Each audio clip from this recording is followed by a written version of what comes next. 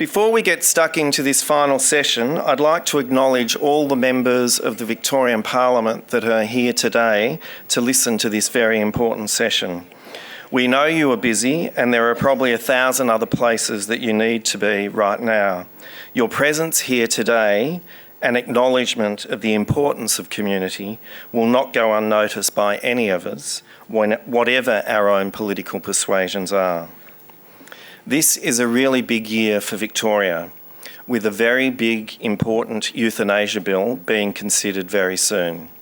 The results of the debate in this state will set the scene for what happens around the rest of the country in the months and years to come. And I note that just a few days ago, a similar bill was voted down in the Parliament of Tasmania. Make no mistake, this is a hot button issue, and people who have a stance, whether one way or the other, tend to have very strong beliefs that can be hard to shift. Now, no one likes to talk about death. I don't, but we have to talk about it, because social justice begins when we're born. In fact, before we're born, some would say. And it goes right through to the end. And this conference over the last 2 days has spoken about social justice issues very importantly. Joan Kirner knew this. Joan, as I'm sure everyone here knows, was Victoria's first female Premier and probably our finest ever social justice warrior. I had the pleasure of working for Joan for many years, and it was tough. It was interesting, it was exciting and very hard, but it was one of my most treasured memories. A fearless campaigner for women, Joan also went into bat for education and the environment. In fact, she fought inequality wherever she saw it. Those of you who were lucky enough to meet her during her attendance at almost every conference at this event would understand how this focus on fairness really came from Joan's deep empathy with people. All people, everyday people. She never forgot a name, and she never shied away from a good fight. A few years ago, we decided to name a social justice oration in Joan's honour. Now in its 6th year, the oration has been delivered by Joan herself in 2012, as well as Judy Kretzer, Sharon Burrow, Julia Gillard, Lieutenant General Dan Mori, and last year, Waleed Ali. It is usually the highlight of the conference. Of course, as we all know, few great people get to be truly great without some great support. And I know that one of Joan's greatest supporters was her husband, Ron. And we are honoured to have Ron here today with us.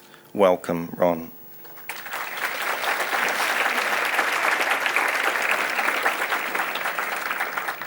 The legacy and spirit of Joan lives on through this oration, particularly this year because we're not following the rules. She never did, so why should we? This year, rather than an oration, we are having a conversation. Joan would like that. Every year, we worry about how to top the year before. We set our sights high and get to work, pulling every string in the book that we can. And it was so with great relief that this year, following my 17 years battling with Andrew to try to come and speak at this event, that he finally wore down and he agreed to deliver this year's address. Andrew is, of course, widely recognised as one of Australia's genuinely creative forces. He has fronted or been behind too many of Australia's best programs for us to name. In recent years, Andrew has turned his media smarts to a campaign very close to his own heart, Dying with Dignity, as a cause I know Joan supported so overwhelmingly. We had another coup this year because not only did we get Andrew, but we also got Australia's best-known journalist to interview him, Virginia Trioli, and I know she's not going to let him off lightly. I'll hand over to Virginia and Andrew now for the Joan Kerner Social Justice Conversation.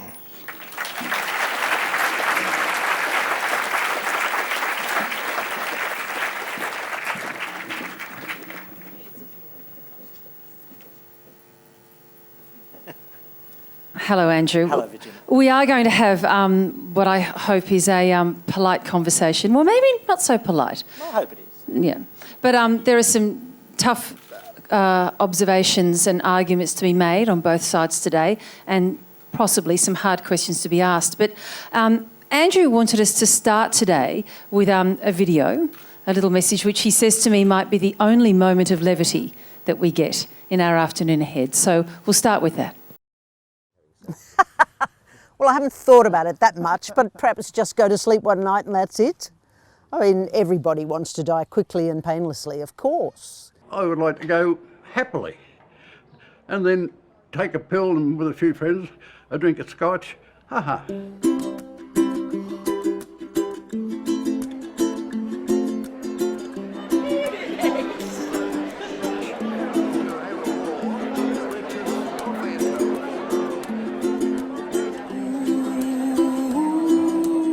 This is about giving us a voice so that the pollies and other people out there hear how many people really would like the certainty of being able to make their own end-of-life choices and be heard about it. Every poll taken of Australians shows 70 to 80% support for these laws. But in the last 20 years in this country, our politicians have declined to even debate what a law might be. I've got emphysema and bladder cancer. Neither of them are very fun ways to die. They're not a barrel of laughs. Even the treatment isn't a lot of fun. The best Bill can hope for is to either break the law and import drugs illegally, or maybe he'll find a doctor who has the courage to break the law themselves and help him die. Or Bill has to end his own life in whatever way he can manage, with all the trauma and the scars that entails. I have a grandson and a daughter who are nurses. They know my wishes, that if I don't want to live, that's as they say. But if you're going to do something, don't leave anything around for us to see, no, as we don't want to get blamed. That's right. But they with me all the way. But you just described half the problem. The laws as they currently exist, not only do they not offer choice, but they're causing unnecessary suffering, trauma, grief and pain. To the people who don't agree with this legislation, I would say that nobody is forcing anybody to make these choices. I don't have to run my life the way you've chosen to run yours, or my death either, come to think of it, since that's why we're here. It's a very narrow group of people who have been very effective at blocking this debate. They've been loud, where people such as yourselves have not been. And our job, and particularly the job of our campaign, is to change that equation. But we can't do that unless your voices are heard. We would like to show some of you some basic social media skills and get you to record a message, which we will then send out to politicians on your behalf. So what message would you like to send to Daniel Andrews, our Premier? To Mr Andrews? Yeah. Yes. I'm not afraid of dying, but I wouldn't like to spend the last hours with none of the family near me. We'd all say none of us want to suffer. No one wants to die in pain and live in pain. And I think when your time has come, you'll know. I'm going to die soon, not looking forward to it. We need a choice of how we are going to end our lives. Please let us people, us older people, choose the way we want to go. And I expect you guys out there, to help me. All right? Isn't it bloody aggressive enough? That's good. Aggressive old Well done, bastard. Dad. Yes. You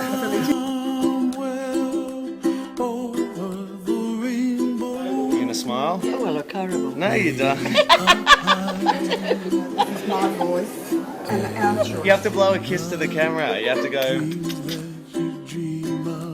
In my book, and why I'm organising this, is to put pressure on politicians to give us our rights. our freedom. Gallipoli and blow the flag and hurrah for the revolution. It just should be granted. This could be the beginning, to light the bonfire and start a groundswell. But we haven't been vocal enough. And the idea of this is we should be getting more vocal and spreading the message. Hooray there. Well, the barricades. So there we go. All right. Where the clouds are far behind.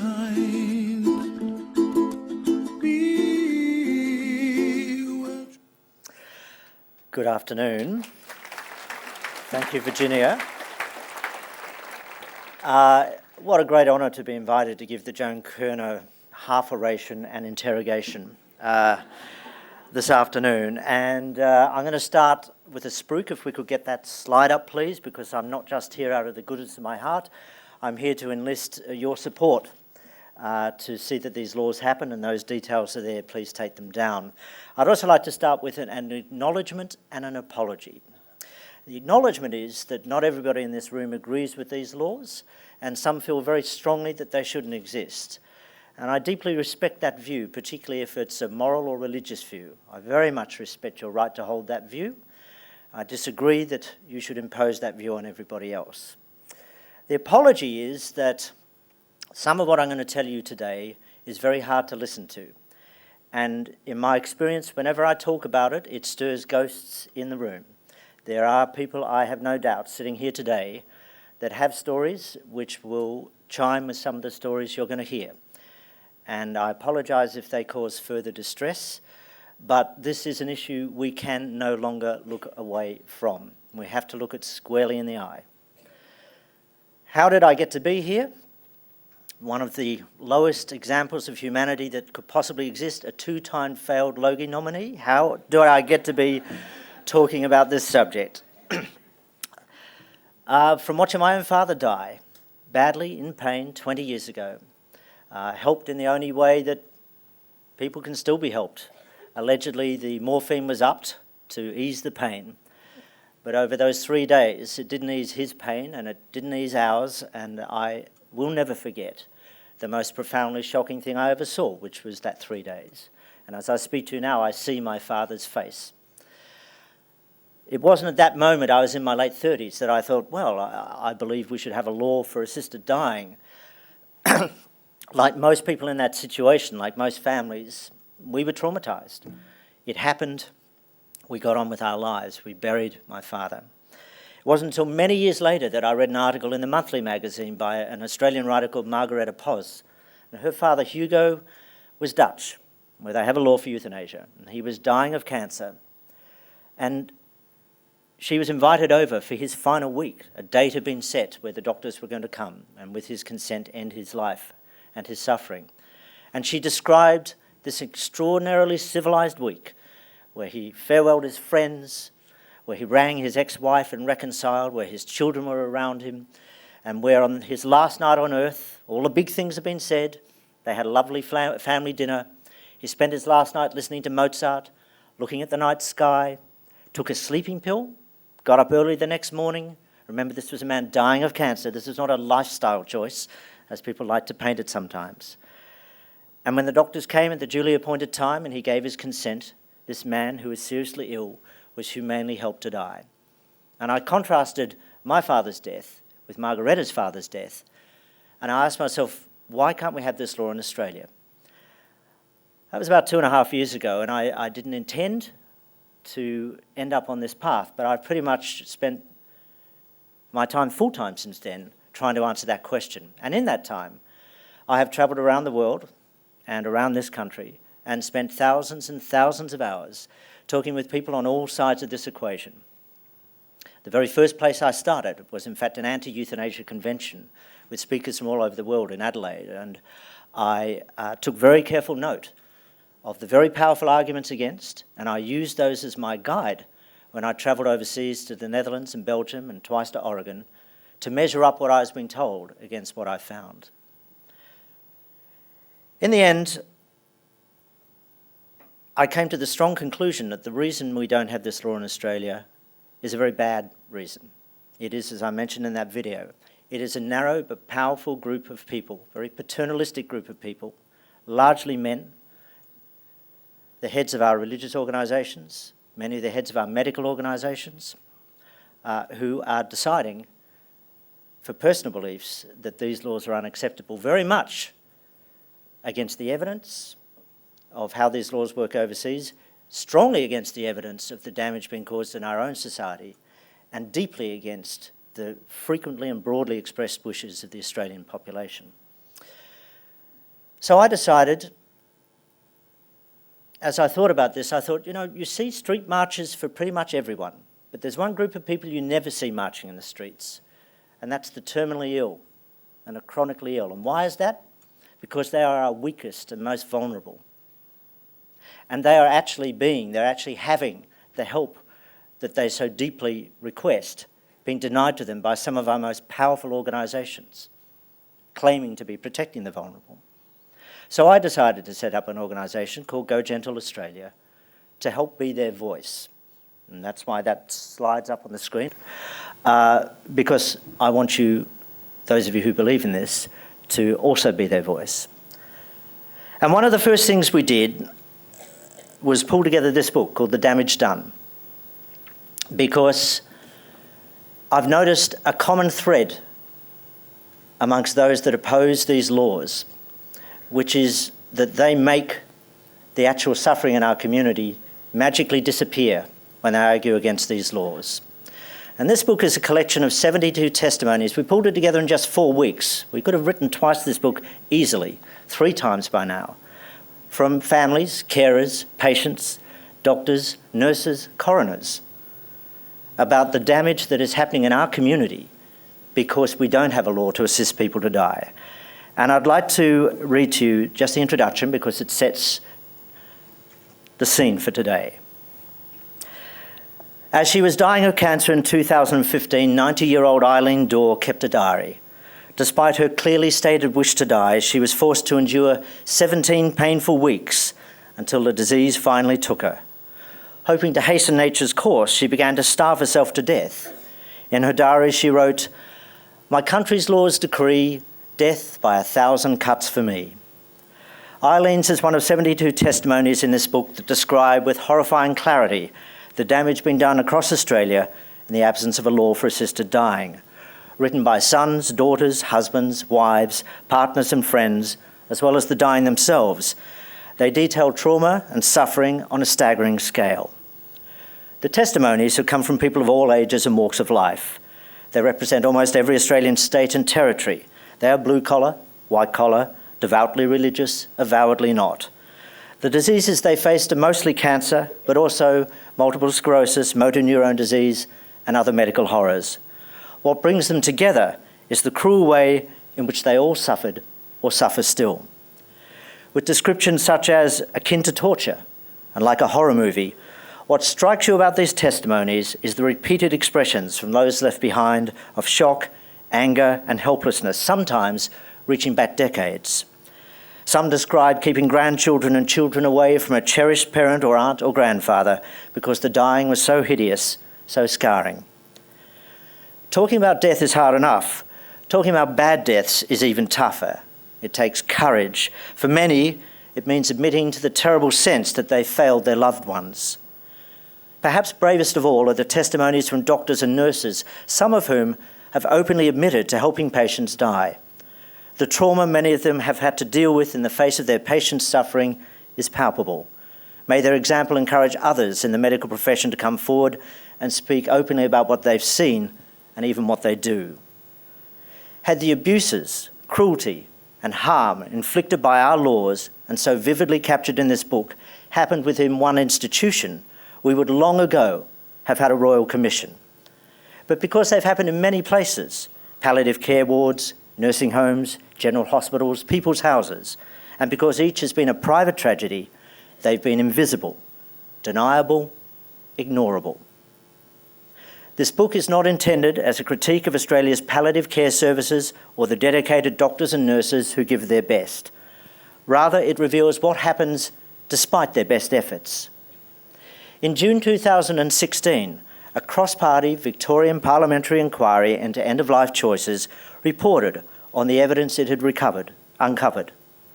The most extensive of its kind ever held in Australia, its findings, gathered over 10 months, mirror the anguished testimonies listed here of inadequate pain relief being delivered to dying patients for fear of breaking the law, of the inability of palliative care, despite its many benefits, to relieve all suffering, of people being put on trial for helping those they love find a merciful end, of doctors being forced to break the law in order to help their suffering patients die, but having to do so without support, regulation, or accountability, and of the trauma experienced by families as they watch their loved ones die harrowing deaths. The testimony of Victorian Coroner John Olley in particular rocked the committee.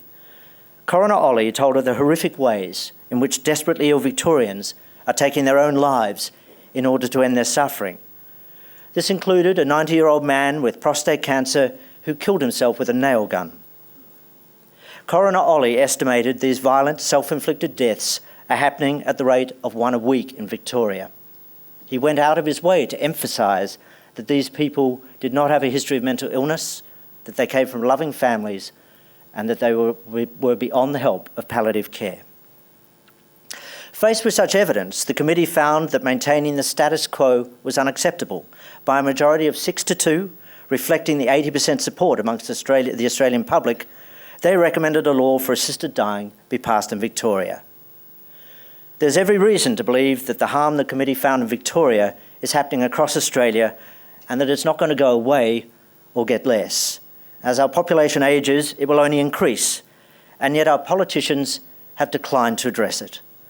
Over the last 2 decades, now 30 attempts have been made in different state parliaments to pass a law. Only one has got to a stage where the detail of such a law could be debated.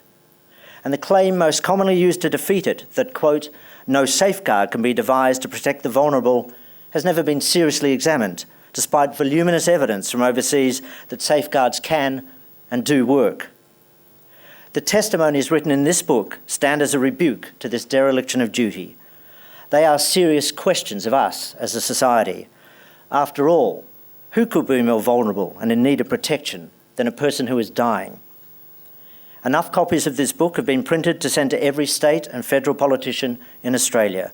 Should they continue to stand in the way of a law for assisted dying, they will do so in full knowledge of the suffering taking place in our community because of that refusal. Suffering that will continue every week, of every month, of every year, until they act. The damage done. Who amongst our politicians has the courage to address it, and in so doing, reflect the wishes of the overwhelming majority of Australians? Virginia, over to you.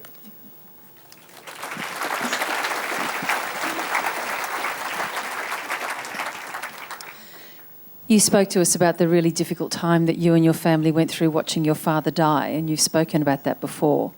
Many of us have been through that, have seen loved ones die a difficult death and even grappled with the issue of euthanasia.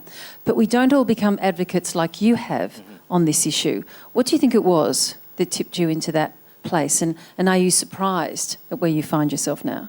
Partly it was opportunity. I'd stepped out of the media and I was looking to do something that I felt had public good. And I keep files on lots of things. I'm like, I guess, the Kremlin. And on things that interest me. And I went back to the one I had on euthanasia, and it was such a brilliant collision of moral, legal, ethical, all these things. So I decided to answer that question. Why can't we have this law in Australia? What's moved me from a position of intellectual and personal inquiry to one of advocacy is what I've discovered along the way. This degree of suffering, what is happening in our suburbs every week. In the last 3 weeks, for example, these are 2 emails I've had from Victoria. One from a woman whose best friend is dying of cancer and who is invoking her legal right to hasten it in the only way she can, which is to starve herself to death, and what it is like to watch this happening. And the other from a nurse whose uncle, dying of cancer, set himself on fire in a car park. I keep hearing these stories, and I keep seeing on the other side how these stories are completely made invisible. Those that oppose these laws never refer to this. And so what has moved me to a position of advocacy is this strong sense, not just sense, this strong evidentiary realisation that there is a great social injustice happening in our country, and there is a tragedy happening in our midst which could and should be addressed. You do see it strongly in terms of sides, don't you? That this is actually a strongly divided for and against issue in Australia. We'll stick with Australia for the moment. Sure. Well, yes, it is, except those sides change. You know, one of the testimonies in here comes from the family of Ken Dixon, and he was, and they are, devout Christians who I'm sure did not believe in this law until they found Ken, who had prostate cancer, hanging on the clothesline. And he left a note, this tragic note, written on a to-do today list, saying, "I'm so sorry, I couldn't take this anymore."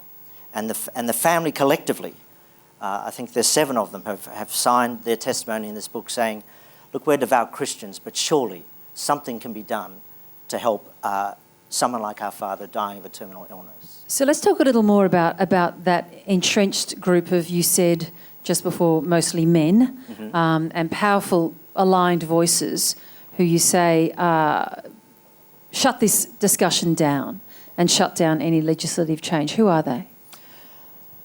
It's 2 groups, and they're, I guess, the definition of paternalism. It is, at its core, it is the Church, but most particularly the Catholic Church. And that is because they have a core belief in the sanctity of human life and that only God giveth and God taketh away the hours, a belief I respect.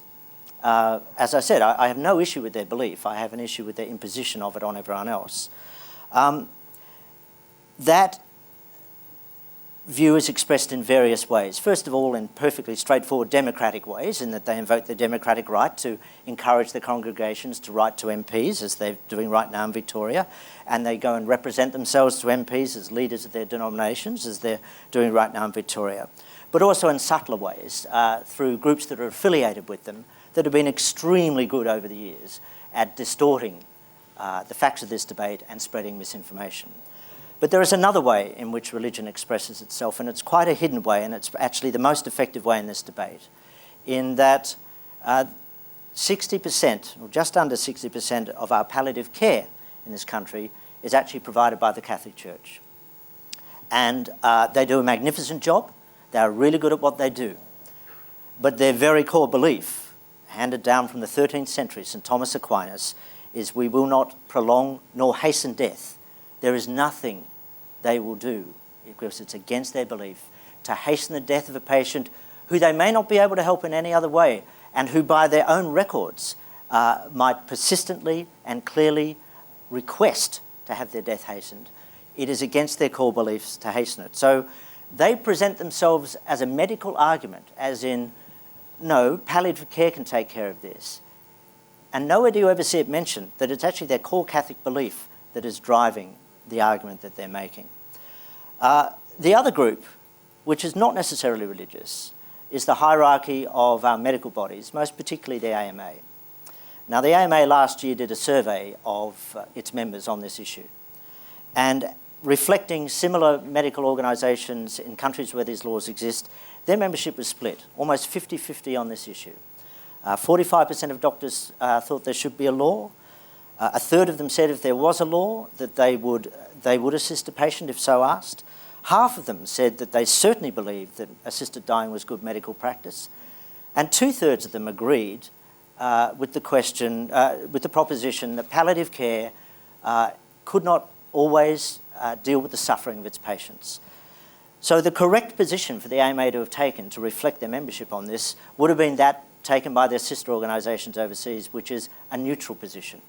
But the AMA consistently uses its strong public platform to say doctors don't support these laws.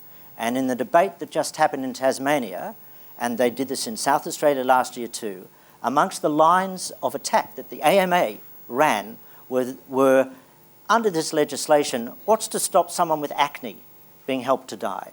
Which is not only a load of specious bullshit, it completely steps past the actual suffering that people with cancer, serious illnesses, motor neurone disease, multiple sclerosis, it so trivialises that level of suffering. That's the kind of thing I'm talking about. I want to try and get into the mind of the doctors in just a moment, but let's go back a step to the religious organisations and the Catholic Church in particular. I wonder if there might not be a moment that's needed in the debate, and I have no particular role or position that I take in this debate, so I'll play devil's avocado, as someone said to me the other day, which I really quite liked. I like it, yes. I don't know if it does your cause any good to keep saying things like, and I respect their view completely, and I have no problem with that view, when it seems to me that you do. No, I have a problem with their imposition of it on others. No, more than that. I suspect you actually deep down have a problem with the view of anyone being able to say that anyone else or any belief system has control over the taking and the giving of life. We have abortion laws that are legalised in this country, and therefore the logical end of that would be some kind of euthanasia law. To keep dancing on the head of a pin when you clearly do have it seems to me, a problem with that proposition, whether it be imposed or even just held within that tightly held group. I wonder if that's sort of a little bit of bad faith and perhaps doesn't do your cause any good.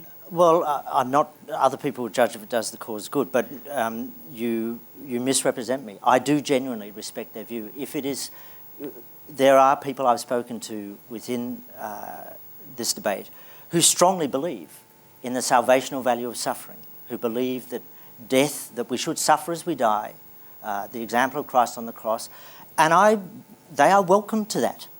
And so I really do not disapprove of that. Dying, there's only one thing we know about dying, Virginia, is that when we die, it is our dying alone. We don't know how our dying is going to be.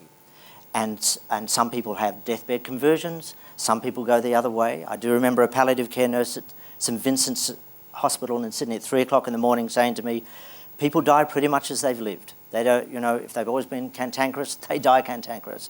So I genuinely, if that is your belief when you die, because it is the single most autonomous thing we're ever going to do, die. We're only doing it on our own.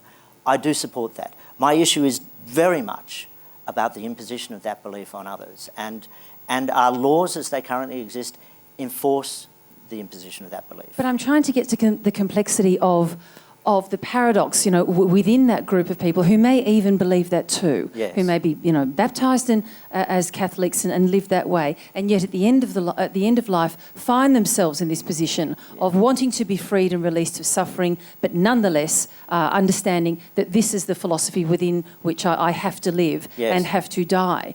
So if that's the case and their suffering is somehow prolonged, you can't sit here and say, nonetheless, I respect that belief system, because that belief system is harmful to that person, even if they are a Catholic. But the point about these laws, the very key word which is often skipped over, is they're voluntary.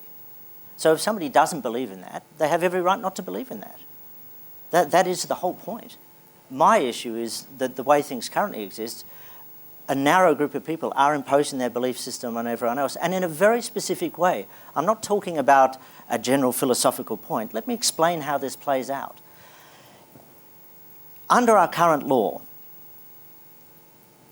in palliative care, and let me preface this by saying what I'm talking about hopefully is going to apply to very, very few people that you ever meet. The kind of people that this law would help is a small number of people, but very real. So under our current law, in palliative care, if you're suffering, and we'll talk about suffering later, not just pain, but suffering, which can have lasted for a long, long time, can no longer be controlled by palliative care. They employ a thing called terminal sedation. Now, the figures on this are, from palliative care themselves, these are not made up, these are their own statistics, are that something like 7.5% of their patients who die, which is about 1,300 people a year, our national road toll, have severe physical symptoms in their terminal stages. So they're the kind of people that will be terminally sedated. And what is terminal sedation? That slowly, it's called titrating, drugging a patient into a coma from which they're never expected to awake. And it's one of the things that palliative care say. We've got powerful drugs at the end of life that can deal with all pain. It's a response to suffering and pain they haven't been able to control. It doesn't mean that there's been no pain and suffering. The point is, to get back to personal beliefs, under our law, doctors have absolute right, unchallengeable right, to decide how much and at what speed they will give that pain relief. And I have spoken to and read of, and I can give you testimonies of doctors whose strong religious belief is what the Pope says. There is value in suffering, who talk about how wonderful it is that people can grow through their cancer. And this is a direct quote, I'm not making it up. And if that doctor with unfettered power, no matter the request of you, the patient, or the family, they decide how fast you are given that pain relief. And let me tell you a story, and this is very shocking. And this is in Rodney Syme's book, A Time to Die. And this happened in your city, right in the middle of your city. A man called Rudy Dobrin, motor neuron disease, a shocking, unpalatable disease, invoked his legal right at the end of this disease to try and hasten it by stopping all food and fluids. And he was persuaded to go into a Catholic palliative care facility for palliation. In other words, to sedate him, to make sure that the worst of the suffering, which, by the way, when you're starving yourself to death and can take a long time, is psychological, would at least be in some ways controlled. Rodney Syme pulled the medical records through Freedom of Information of Rudy Dobrin. And in this Catholic care facility, despite a clear record of his psychological and physical and emotional suffering, was left for 32 days before he was fully sedated. And it took him almost 7 weeks to die. And as Rodney Syme said, this didn't happen in a desert. This happened in the middle of Melbourne with full facilities. Now, there is nothing in the law which said that those doctors couldn't have sedated that man the minute he arrived, but they didn't. And our law gives doctors unfettered power to make that decision. And if your core belief is, I'll never hasten death, or more than that suffering has virtue and that you will grow through your disease, then you can impose that belief as much as you like. And when the argument is made, as it is, and it's powerful to MPs, that all we have to do is give more resources to palliative care, it completely ignores the fact that you could give every resource in the world, and if a doctor has this core religious belief, then there's a limit to how much and how quickly they're going to help you. Leaving aside some doctors' religious beliefs as the second group that you talk about being strongly opposed to any change in the law, I wonder how much of some doctors' anxiety about it might be then also legal redress and responsibility, and what might come to them later on, and a lack of protection for them. Yeah, well, that's one of the things that's amazed me in this is that I hadn't realised. I assumed doctors were pretty good with death, but they're terrible at it. They're scared of it. They don't like talking about it. It's actually one of the big issues. The Victorian Committee report, it's been really interesting. I've never really gone into the granular detail of how government works before, and I've read a lot of these submissions and transcripts, and if there's one drumbeat through all of it, it's that everybody's bad at talking about this subject. The irony is that, as the committee found, doctors are assisting patients to die right now, but they are doing it without any protection at all. They're doing it without any consultation. They're doing it without any oversight. They're not able to talk to their colleagues. They're not able to get a second opinion.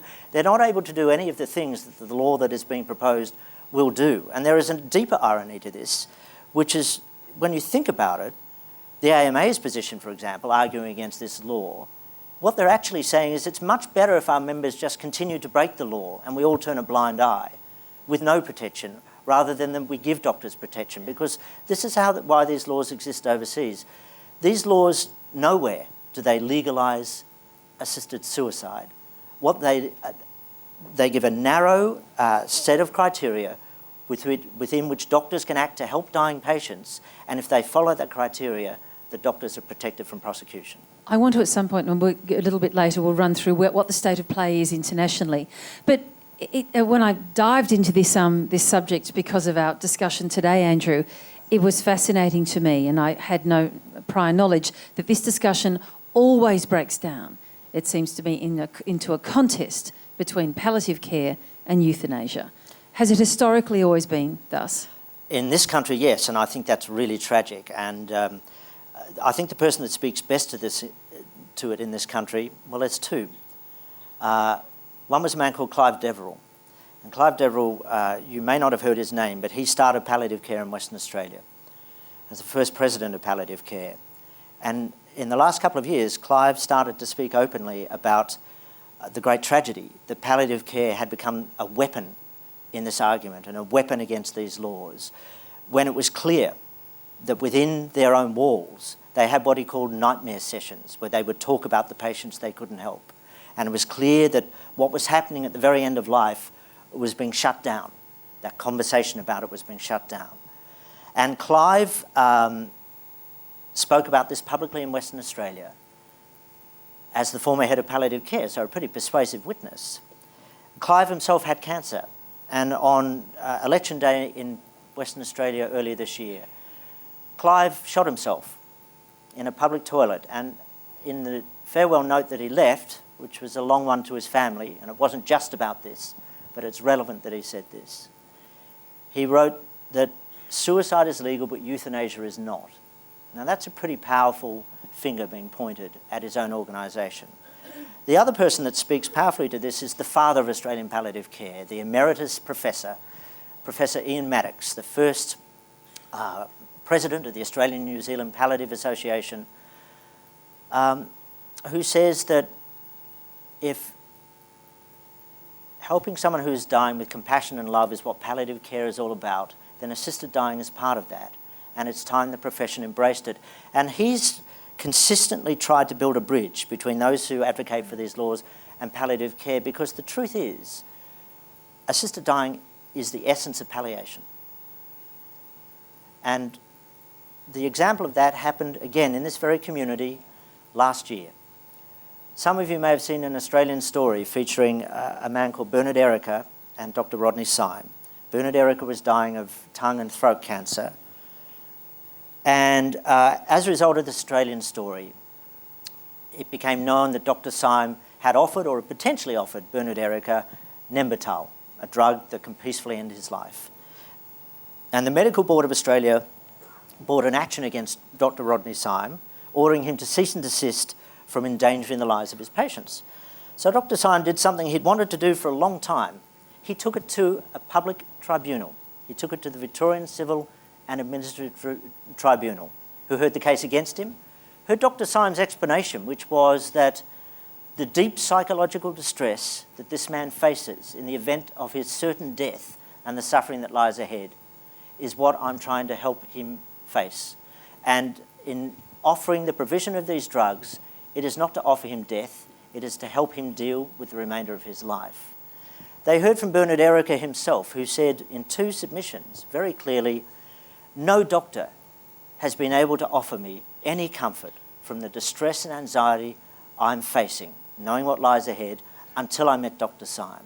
And this has given me enormous comfort knowing that if this thing gets out of control, now I don't want to die wired up in machines in palliative care. If this gets out of control, I can be in control of how things end. And the tribunal, in hearing this, and it was 2 doctors and a lawyer and 2 palliative care physicians as expert advisors, made the following judgment. In fact, I've brought it here because I hoped you might ask me about it. I want to get the words exactly right. They said, Dr. Syme is entirely focused upon supporting the patient in life rather than preempting the patient's death. They also found the following in support of Dr. Syme. The right of any individual of sound mind to seek reassurance that they will be able to, if they wish, control the manner of their dying. The palliative effect on a patient, knowing that they are dying, and that the reassurance of the promise or actual possession of the drug does not, from the patient's perspective, place them at any risk. In other words, what they were saying is that this is palliative care, because the people in palliative care, who they have an incredibly hard job. Dying can be really complicated. It's on many levels. It's psychological, it's emotional, it's physical, it's psychic, and they're trying to deal with all these things. And all the people I spoke to in palliative care, including in Catholic palliative care, who obviously don't support these laws, they all talked about 2 things. 1, the bad deaths that they wish they could have done more for, and 2, what's referred to as existential suffering. Now that's not a philosophical thing. Existential suffering is the actual pain and suffering that you feel, the core of your existence, which can happen as you're dying, which is many things. It's physical pain, It's loss of control, it's loss of independence, it's fatigue, it's the nature of the treatment, it's the side effects of treatment, it's nausea, it's so many things. I'm actually going to distress you if I go through it all, but it's a totality of these things, which is also known as total pain syndrome. And that is the hardest thing they find to palliate. Yes, they can throw painkillers at you, but it doesn't deal with all these things. And what that Bernard Erica case showed is that the offer of assisted dying is one effective way to help deal with existential suffering. And I'm glad you spoke at length about that, because it seems to me, and again as an outsider to all of this, that palliative care and end-of-life discussion have more in common with each other than perhaps has been acknowledged. There's such a thing called a Flanders model that I've learnt about in the last little while, where traditionally and historically those two aspects of end-of-life care, if you like, for want of a better term, have always existed together. That's exactly right. And in fact, I spoke to the former head of palliative care in Flanders, a man called Arsène Mully. It was a most unusual conversation. I was expecting to find this austere medico, and I found a man standing in a paddock full of cow shit in gumboots and shorts who had emus. It was very bizarre in Belgium. But he was this beautiful man. I remember saying to him at the end of our conversation and lunch, I said, Arsène, when I die, I want you with me. And he talked about his philosophy of medical friendship. And he talked about, in palliative care, he said it's so much more than medical. He said it's spiritual, that dying is a spiritual thing. He said there are times where I've lain with a patient who's dying for the whole night. I've lain alongside them. And he said, but when it comes to a patient who is clearly dying, and if there's nothing more to be done, and if they express their wish for euthanasia, then how can we say no?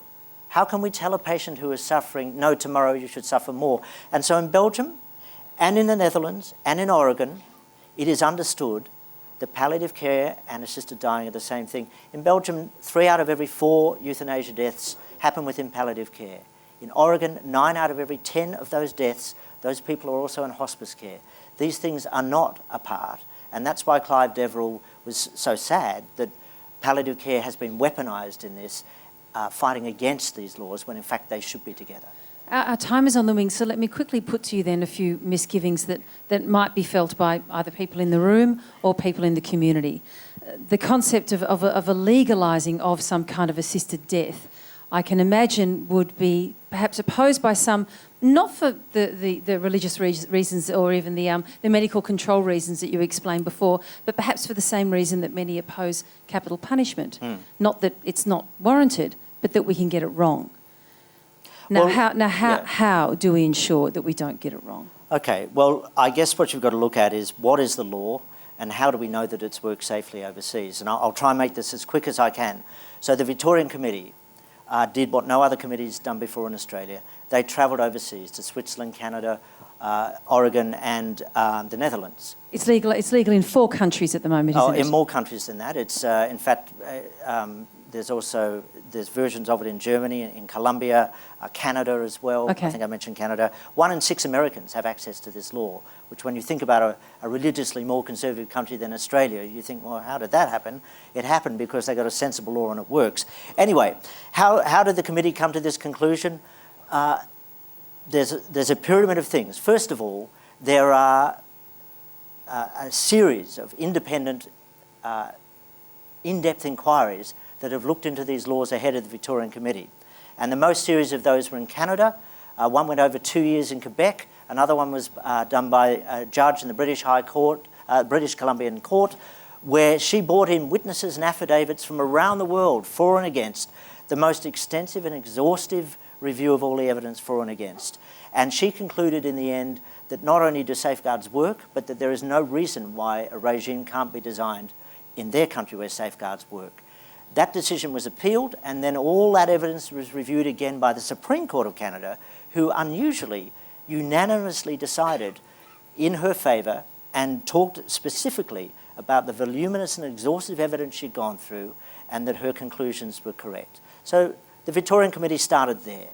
Then on top of that, there is a literal mountain of academic peer-reviewed evidence, because in the countries where these laws exist, they've made it their business to do what we don't do here, which is to put serious scrutiny on all their end-of-life decision and care. So they know what doctors are doing. We don't know what our doctors are doing.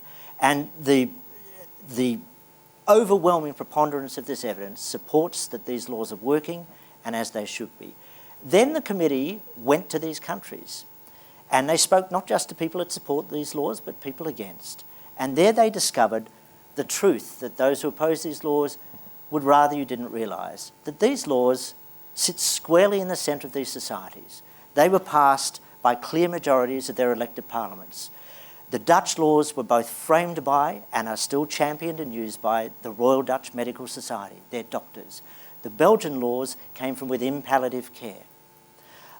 These laws have massive public support. There's been no attempt to repeal them. The level of trust in doctors in all these societies is higher than it is in Australia.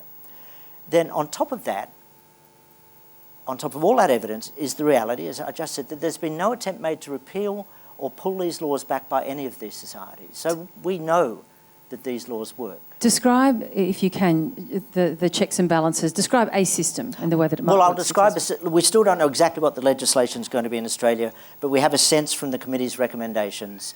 There's an expert panel now working on advice to the government, being led by the former head of the AMA, Brian Owler. But I'll put it this way. The most commonly used scenario as to why you can't have these laws is to stop the greedy relative coercing granny into putting up a hand to be assisted to die. And that's a fair question. What is to stop them? Well, let me explain how it works.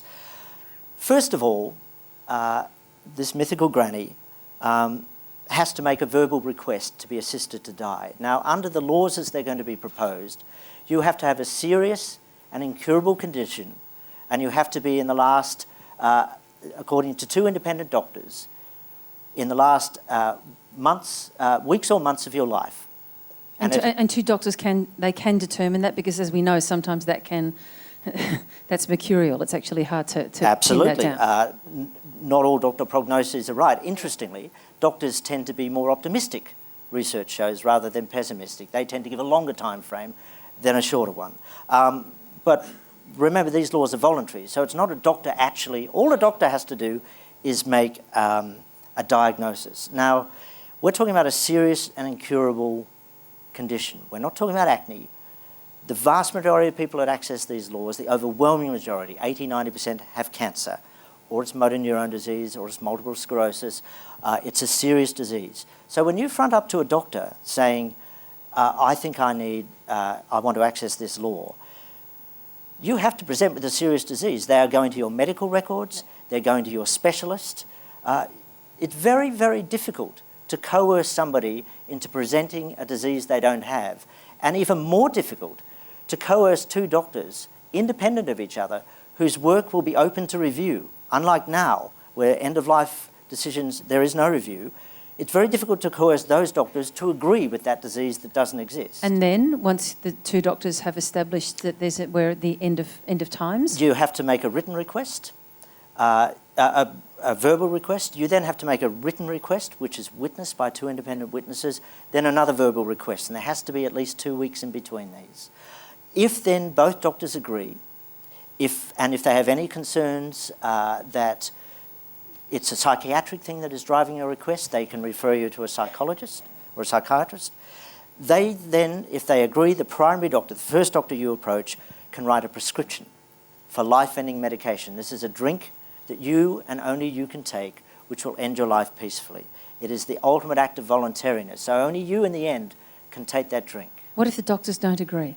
If the doctors don't agree, the primary doctor makes the call. And what if none of the doctors allow, for whatever reason, they conclude that patient to do what they want to do? Then the request is declined. In the Netherlands, 2/3 of requests are declined for many different reasons. And those people are palliated until they die? Well, it depends. It's a very interesting thing in the Netherlands, going back to palliative care, is that a lot of people that make requests, upon making the request, end up rescinding the request and going into palliative care. And this is one of the key things about it. As I said, the drumbeat that came through the committee as it spoke to your community over 10 months is that these conversations are not being had. This is part of the reason suicides are happening, because there's nowhere to turn to. There's nowhere to have this conversation. And the point about these laws, they are permissive laws, and what they permit is a conversation between you and your doctor. And as the head of the Oregon Medical Association said to me, and they've had these laws for 20 years, and the number of people that use them is less than half of 1% of all the people that die every year. He's a doctor, and he explained to me, he said, when a patient comes to you with a request for assistance to die, your first response is, well, let's see what we can do. Your first response is, well, why would you make that request? What's happening in your life? What kind of treatment are you getting?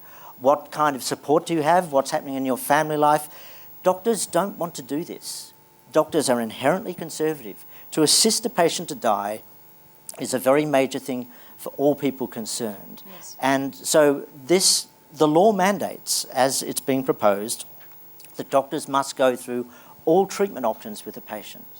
Where are we then in terms of legislation in Australia right now? As we heard before from Dennis, we've had one bit voted down in Tasmania and various goes elsewhere, South Australia most recently, and now we're looking at something potentially in Victoria. Well, I think Victoria by far represents the best chance, and that's why I was keen to come and talk today, because different to every other state where it's mostly been individual politicians or small groups of politicians that have put forward a bill, this is a bill that's been put forward by the government. It's based on a committee that was led by a Liberal MLC, Ed O'Donoghue, a cross-party inquiry that strongly supported the law by a strong majority, and which is being informed by an expert panel which includes senior palliative care physicians, nurses, the former public advocate and the former head of the AMA. So there's enormous process and thought and consultation. Over the last 4 months, this panel has had over 300 meetings with 300 individuals across the medical community informing how to write this law. So there's enormous process going into it. But do I think this law is going to pass, despite the clear case for it, despite the amount of process and thought that's gone into it, despite the strong public demand for it? I think it's at best 50-50. And why is that? Because what I've discovered is that there is a serious flaw in the thinking of the public about this, which is that most people think it's a no-brainer that we should have these laws, therefore they're going to be passed. But those who strongly oppose it, and the Catholic Church are a prime example, are deeply organised against. And they make sure, and they're doing it right now, that their congregations get in the faces of MPs. So for this law to pass in Victoria, and I know that there are MPs here from different parties, from all parties, and they will know this, it requires you to be heard. It requires you to actually activate yourselves, go and speak to your MPs. And I want to make this very clear. If this law doesn't pass in Victoria this year, it will be a long time before any such thing comes again. And as I said in that introduction, and for every week, month and year that the law doesn't exist, these horrors will continue. And God forbid that they happen to you. We are out of time, and I just want to finish on something that is very important to me, I think, and should always be important and front and centre in public debate, and that's the role of doubt. And it keeps us from becoming ideologues, and it keeps us from becoming oppressors, I think. Is there no shred, no shadow of doubt in your mind about the potential dangers, the potential risks of a law like this? And if there is, can you speak to us about that? I spoke to a man called Eric Willick, who was from the Royal Dutch Medical Society, and this is fairly early in the process, and we were talking about the safeguards in the law, and I said, so that pretty much guarantees, that nothing bad will ever happen. And to my surprise, he said, no, it doesn't guarantee against abuses. You can never have a perfect system. You can never assume that it will be perfect. But he said, what we do know is that there is far more safety and scrutiny than existed before, when we didn't have these laws, when we didn't know what was going on. So can I sit here, and should I ever say hand on heart, no, it's impossible that something bad would happen under this law? No, it would be ridiculous to make that proposition. But what I do know is the bad things that are happening now. And I believe they're inexcusable. They can be dealt with. And the real, true bad things that are happening now far outweigh the possible hypothetical harm. And, it is often said by MPs that vote against this, well, look, I can't vote for this law because what if something terrible happens down the track? Well, I think that's a real abrogation of their duties. To actually turn away from these suicides and these people starving themselves to death and these clear testimonies of terrible deaths based on something that you're afraid might happen somewhere in the future, which the evidence doesn't support from overseas, I think is a terrible dereliction. But if you want to talk about doubt, I'll finish by telling you the story. It's very brief, so now you're looking at your watch. Jerry Brown, the governor of California, a Jesuit who trained to be a Jesuit priest. Now, California was the second most recent state in America, and it's most populous to bring in these laws. And as the governor, he had to sign this into law. And because of his Catholic faith, he really struggled. And he spent 2 weeks talking to other priests, talking to representatives from the disability community, talking to families of those who died, talking to Archbishop Desmond Tutu, somebody who's actually spoken very strongly that it is the Christian thing to assist people to die. And in the end, he did sign this into law, this man with doubts. And he said this, and I think it was a deeply moral thing to say. He said, in the end, I do not know what I would do if I were dying in prolonged and excruciating pain. But I do know it would be a comfort to me to be afforded the options offered in this bill, and I would not deny that right to others. And I think that is a great example of a man of religious faith, a man with doubts that understood that this was the right thing to do. Ladies and gentlemen, Andrew Denton. Thank you. Sorry, I rabbited it on.